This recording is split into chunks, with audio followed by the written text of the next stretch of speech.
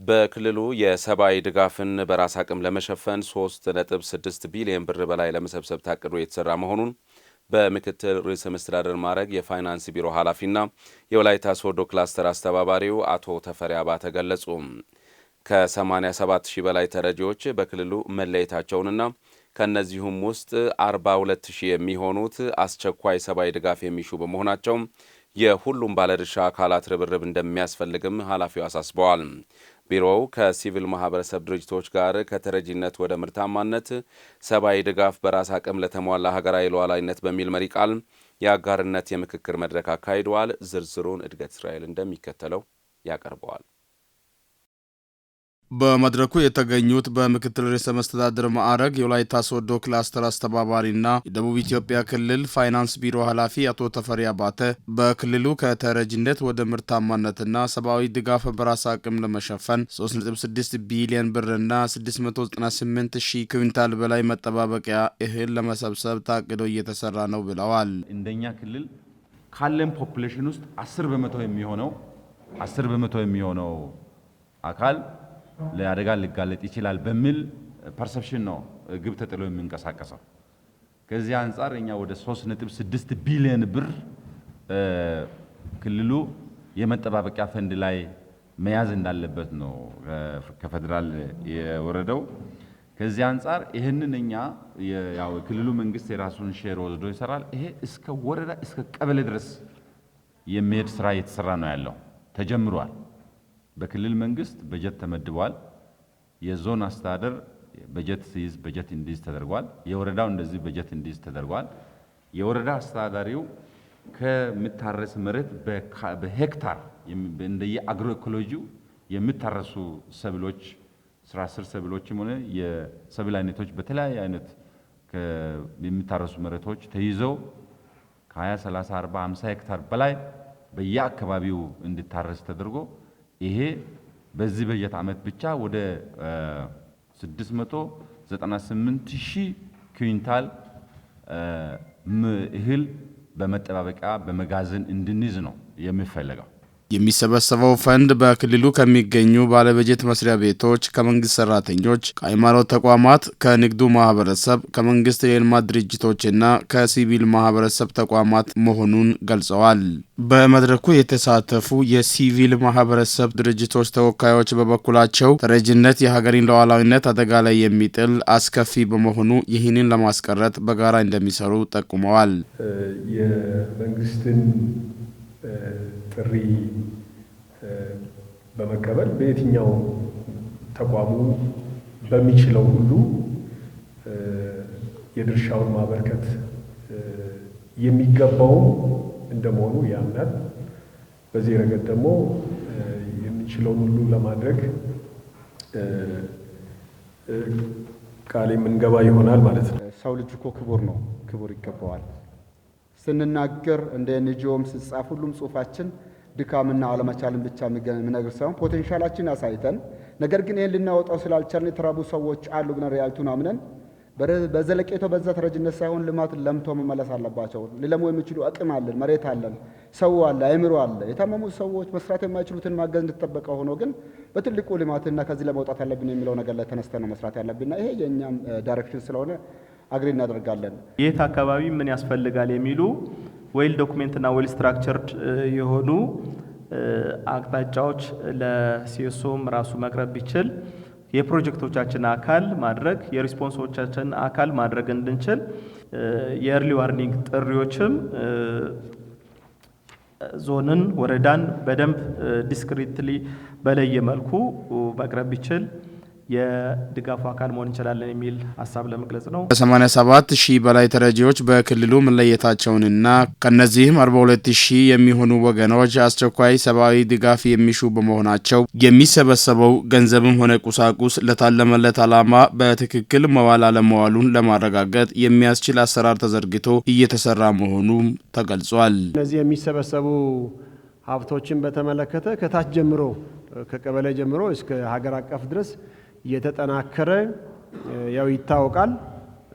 በየአካባቢው ስልጣን ተሰጥቶ ማንም ግለሰብ ዝም ብሎ የሚያንቀሳቅሰው ሳይሆን በክልሉ ደረጃ የሚሰበሰበው ሪሶርስ በክልሉ ርዕሰ መስተዳድር ብቻ የሚንቀሳቀስ ነው።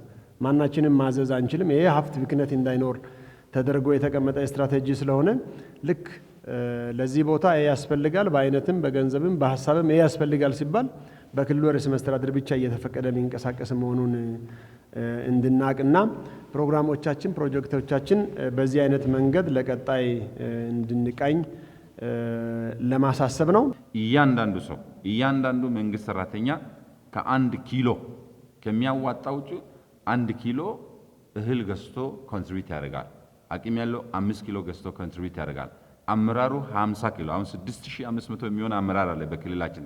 እያንዳንዱ 50 ኪሎ ግራም እህል ገዝቶ ኮንትሪቢዩት ከዛ በላይ ማድረግ ይችላል። ባርደን እንዳይኖረው እንደዚህ ሴት አድርገናል። ስለዚህ በአሰራር ነው ሴት ያደረግነው። ስለዚህ አዋጁም ደንቡንም አውጥተናል። ለተጎጂዎች ምግብና ምግብ ነክ የሆኑ የእርሻ ቁሳቁሶች፣ የማካካሻ ዘር፣ የእንስሳት መኖን ጨምሮ ለመጠለያ ግንባታ የሚሆኑ ቁሳቁሶች ድጋፍ እንደሚደረግም ተመላክተዋል።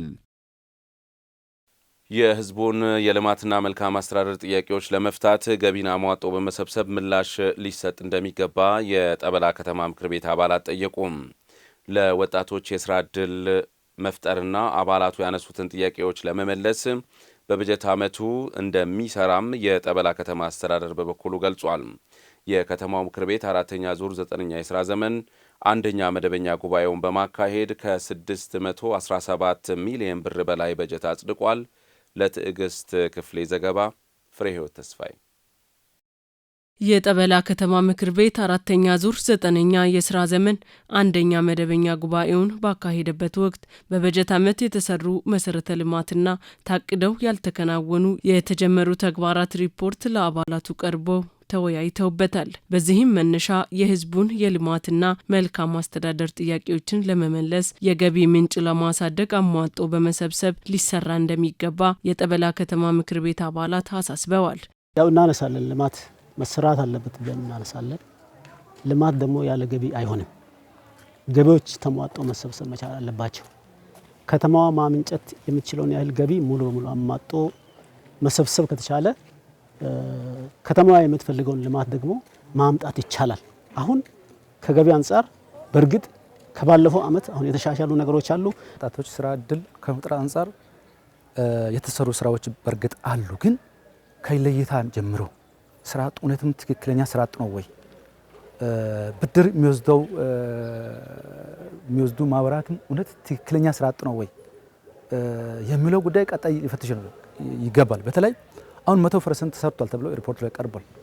ይሄ አሁን እውነት መሬት ላይ አለው ማለት አያስደፍረኝም። በተለይም የንጹህ መጠጥ ውሃና ከመንገድ ችግር ጋር ተያይዞ የሚነሱ ጥያቄዎች ጊዜ ሳይሰጣቸው በቅድሚያ ሊከናወኑ የሚገቡ ጉዳዮች ናቸው ብለዋል የምክር ቤት አባላት። መጠጥ ውሃ ጋር ተያይዘው በእርግጥ ይሄ ከተማ ከቅርብ ጊዜ ወዲህ ነው መጠጥ ውሃ ጋር አንደኛ ከተማው መስፋት አለ፣ የውሃ አቅም ደግሞ የመቀነስ ነገር አለ እና ከዛ ጋር ተያይዞ ችግር እያጋጠመ ያለው ከቅርብ ጊዜ ወዲህ ነው። እዛ ኤሪያ ላይ መሰራት አለበት። ውሃ ማለት ህይወት ማለት ነው። አንዴ ውሃ ቆመ ማለት በጣም በቃ ሰው ከምግብም በላይ ስለሆነ አማራጮችን የማየት ነገር በጣም ሊኖር ይገባል። ጥገና የሚፈልጉ ዲቾች አሉ። ነገ ከባድ ዝናብ ቢዘንብ በሰዎች ላይ ጉዳት የሚያደርሱ ዲቾች አሉ፣ ግንባታ የሚፈልጉ እነዛ ቀጣይ ቢሰራ ጥሩ ነው። ተጨማሪ ደግሞ የተጀመሩ አዳዲስ ዲቾች አሉ፣ ያላለቁ መንገድ ላይ ያሉ የተጓተቱ አሉ። እነዛም ቀጣይ ቢሰራ ጥሩ ነው የሚል ነገር አለኝ ከከተማ ልማት ስራዎች። ከዛ ውጪ ከትምህርት አንጻርም በተለይ ትምህርት ቤቶችን በበጀት ከተማ አስተዳደሩ በበጀት ከመደገፍ አንጻር ከፌደራል የሚመጣው ገንዘብ እንደነበረው ከከተማ አስተዳደር ብሎክ ግራንት የሚወርድ አለ። ዘንድሮ ዓመት አልወረደም። ቀጣይ ዓመት ይሄም እቅድ አካል አድርጎ ቢሰራ ጥሩ ነው። የጠበላ ከተማ የህዝብ ምክር ቤት ዋና አፈ ጉባኤ ወይዘሮ አንድነት ከርፎ ለህብረተሰቡ የሚሰጠው አገልግሎት ቀልጣፋ እንዲሆን ለማስቻል በሁሉም ዘርፍ ያሉ ቋሚ ኮሚቴዎች ሲከታተሉ መቆየታቸውን ተናግሮ ተጀምሮ ያልተጠናቀቁትንም በቀጣይ ክትትል በማድረግ ለአገልግሎት እንዲውሉ ይደረጋል ብለዋል። ገምግሞ ያመጣሉ። ያመጡትን እኛ ደግሞ ቁጭ አድርገን በእነሱ ደረጃ ይሄኛው ነው የትኛው ሴክተር ላይ ነው መልካም አስተዳደር ችግር ያለበት መፍታት ያለበት ደግሞ መስክ ምልከታ አለ። ወርዶ የሚያዩበት አገልግሎት አሰጣጥ ከሆስፒታል ጋር ከማዘጋጃ ቤታዊ ጋር የሚነሱ ነገሮችን እነሱ ጋር አይተን ገምግመን አሁን ግን በጣም የተሻለ ለውጦች ያሉበትና ይበልጥ ደግሞ አሁንም ህዝቡ እርካታ አግኝቷል ወይ የምል አሁን የቀሩ ጉድለቶችና ቀጣይም ደግሞ ከዚህ በበለጠ ለመስራትም እቅድ ውስጥ ይዘን እየሰራን ያለ ነው። በከተማው ለወጣቶች ስራ እድል ከመፍጠር አኳያና ህዝብ የሚያነሳቸውን የልማትና የመልካም አስተዳደር ጥያቄዎችን ለመመለስ አቅደን እንሰራለን ያሉት ደግሞ የጠበላ ከተማ ከንቲባ ዶክተር ታረቀኝ ገቸሬ ናቸው። ወጣቱ በቂ ግብዓት ከማቅረብ አንጻር፣ ሼድ ገንብቶ ከመስጠት አንጻር፣ ብድር ከማቅረብ አንጻር፣ የወጣቱን አመለካከት ከመቀየር አንጻር ቀሪ የሚያሰሩ ነገሮች እንዳሉ ኢንተርፕራይዝ ዘርፍ አይተናል። ከዛ ውጪ ከገቢ አንጻር ከተማ አስተዳደር አምና በመደበኛና በማዘጋጃ ያቀደው ወደ 320 ሚሊዮን ብር ነው። ወደ 100.5% አካባቢ ያሳክተናል። ነገር ግን ከእያንዳንዱ ዘርፍ መሰብሰብ ያለበት ገቢ አማራጮችን ኢኮኖሚ ከሚያመነጨው ገቢ አንጻር ቀሪ ጉዳዮች አሉ። የማዘጋጃ ቤታዊ አገልግሎት አሰጣጥ ሂደቱን ዘመናዊ ከማድረግ አኳያና በከተማ እየተሰሩ ያሉ ስራዎችን አጠናክሮ ለማስቀጠል ብሎም በየደረጃው ያሉ ችግሮችን እየፈቱ ለመሄድ ይሰራልን ብለዋል ዶክተር ታረቀኝ። አንዳንድ አገልግሎት ሰጪ ተቋማት ላይ የሚቀሩ ጉዳዮች አሉ። መብራት አንጻር ከውሃ አንጻርም እንደምታውቀው ውሃ ለሰው ልጅ ህይወት ነውና ውሃ በተለያየ ምክንያት የብልሽት ገጥሞን እስከ 2 ሚሊዮን ብር ወጪ በማድረግ አጠቃላይ ለዛ የሚያስፈልገውን ገዝተን ወደ ውሃ ወደ ሲስተም እንዲገባ የተደረገበት ሂደት አለ። ጠበላ ወደ ቦረዳ የሚሄድ የ30 ኪሎ ሜትር መንገድ ጥገናዎች እንዲሁም አስፋልት መንገድ የድሮ ጠበላ አርባ ምንጭ መንገድ 1.5 ኪሎ ሜትር በእርስ በርስ በመነጋገር የተጀመረበት ሂደት በዋናነት የሚታይ ይሆናሉ። ለ2019 ዓመተ ምህረት ከ617 ሚሊዮን ብር በላይ በጀት በማጽደቅ ምክር ቤቱ ተጠናቋል። በርካቶች ለድጋፍና ልገሳ እጃቸውን በየአደባባዩ ሲዘረጉ ይስተዋላል። በዚህ መሃል ደግሞ ልመናን ባህል ያደረጉ ሳይቸገሩ በስንፍናና በአጭበርባሪነት ህዝቡን የሚያታልሉም አይጠፉም። ማሩ ሞላ ይህንን ጉዳይ አስመልክቶ ከተለያዩ የህብረተሰብ ክፍሎች አስተያየቶችን አሰባስበዋል። ተከታትለን እንመለስ። የማይሰራ አይብላ የሚል የእግዚአብሔር ቃል አለ። ለተቸገረ ሁሉ ስጥ የሚለው እንዳለ ሆነ። የተቸገረ ማን ነው የሚል መለየት የለምና ሀብት አፍርቶ ቤት አስቀምጦ በሬ አርሶ ከዛ በኋላ ልብስ አውጥቶ ቡትቶ ልብስ ለብሶ ከተማ ውስጥ መጥቶ መለመን ልማድ ሆኗል። አሁን አንዳንዴ ለማመን የሚከብዱ ሰዎች እንደዚህ እንደኔ ብጤ የሚጠይቁ ሰዎችንም እያየን ነው። በእርግጥ ቅዱስ መጽሐፍ ምን ይላል መሰለ? ለሚለምን ሁሉ ስጥ ይላል፣ ለሁሉ ስጥ ይላል። ነገር ግን እኛ ደግሞ በእኛ እንትን ስናያቸው ትንሽ ለመለየት የሚከብዱ አሉ። ነገር ግን በተቻለ መጠን ያው ለይተን ብንሰጣቸው ለጠየቀው ሁሉ የሚሰጥ ባይ ነኝ። ለምን ካልክ መጽሐፍ ቅዱስም ሁለት ያለው አንድ ይስጥ ይላል። ለጠየቀው ሁሉ ቢሰጥ ደስ ይለኛል።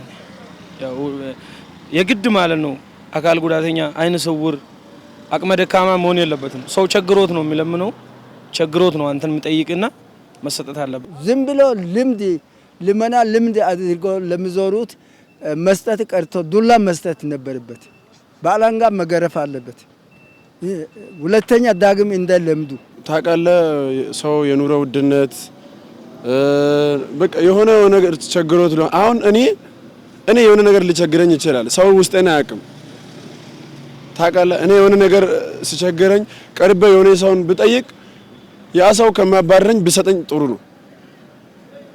እኔ እንደኔ ከሆነ ለጠየቀው ብሰጥ አሪፍ ነው።